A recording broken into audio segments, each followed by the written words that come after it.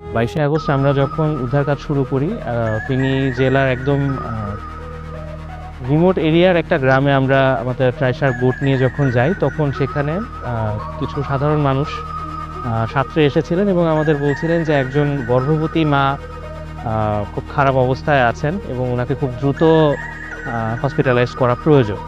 তো সেই প্রেক্ষিতে আমরা ওনার বাড়ি পর্যন্ত পৌঁছাই এবং ভদ্রমহিলাকে আমরা আমাদের বোটে নিয়ে আমরা দ্রুত ফেনী শহরে চলে আসি এবং পরবর্তীতে ফেনী সদর হাসপাতালে পাঠানো হয়। 12 ঘন্টার ভিতরেই উনি একজন কন্যা সন্তান প্রসব করেন এবং পরবর্তীতে মা এবং সন্তান দুইজনই ভালো ছিলেন।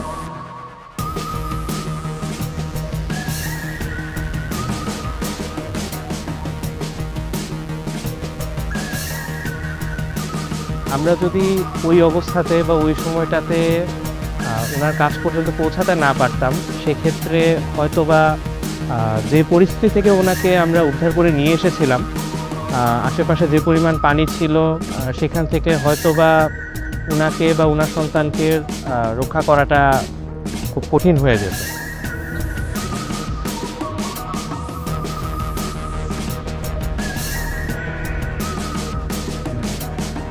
আমরা যখন উদ্ধার কার্যক্রম করতে গিয়েছিলাম, আমাদের বোট যখন একটু শুকনো একটা জায়গায়, রাজাপুর ইউনিয়নের খুব শুকনো একটা জায়গায় যখন আমরা একটু নোঙর করি, তখন দেখা যায় যে প্রায় বুক পানি সমান পানিতে একজন বৃদ্ধা মহিলা আমাদের দিকে ছুটে আসছেন এবং উনি এসে আমাদের খুব উষ্ণ ভালোবাসা এবং স্নেহ দিয়েছেন এবং উনি অঝরে কাঁদছিলেন।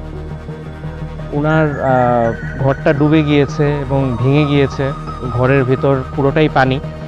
বারবার বলছিলেন যে বাবা, তোমরা অনেক কষ্ট করছো, তোমরা নিজেদের খেয়াল রাখো না, তো আমার ঘরে এইটুকুই আছে, এটা তুমি নিয়ে যাও। তো আমরা গিয়েছিলাম ত্রাণ দিতে, উল্টা উনি আমাদের কষ্টটা দেখে বা আমাদের পরিশ্রমটা দেখে উনি খুব আগ্রহী হয়েছিলেন। যখন ঘর পুনর্বাসনের কাজ আমরা শুরু করি, তখন যখন ওনার খোঁজ আমরা নিতে যাই, তখন আমরা জানতে পারি যে ওনার সন্তান একজন সেনা সদস্য ছিলেন, প্রশিক্ষণরত অবস্থায় উনি মারা যান।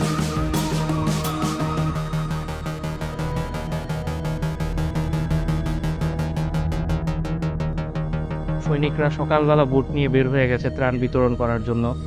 সারাদিন নাওয়া খাওয়া কিছুই হয়নি। সকালে যে সৈনিকটা বের হয়ে গেছে, সে ফিরে এসেছে বিকালবেলা। ওই সময় পর্যন্ত তার জন্য যে খাবারটা ছিল, ওইটাও খুলে বসেছে মাত্র খাবে। এরকম সময় একজন তার কাছে এসেছে, এসে বলছে যে ভাই, একটু পানি হবে। ও সেই সৈনিক দ্বিতীয়বার চিন্তা করেনি, সে নিজের থেকেই তার খাবার এবং পানিটা, নিজের খাওয়ার পানিটাও দিয়ে দিয়েছে। যেখানে সারাদিন সে কষ্ট করে গেছে, এইসব জায়গাগুলোতে যখন পরিস্থিতি যখন আসে, পরিস্থিতি আসলে মানুষকে আসলে বলে দিতে হয় না। আর আমরা যারা ইউনিফর্মে আছি, ইউনিফর্মের প্রতি আমাদের ভালোবাসাটা সবসময় থাকে, সবসময় আমরা প্রকাশ করতে পারি না। যখন এরকম একটা পরিস্থিতি চলে আসে, তখন আমাদেরকে বলে দিতে হয় না।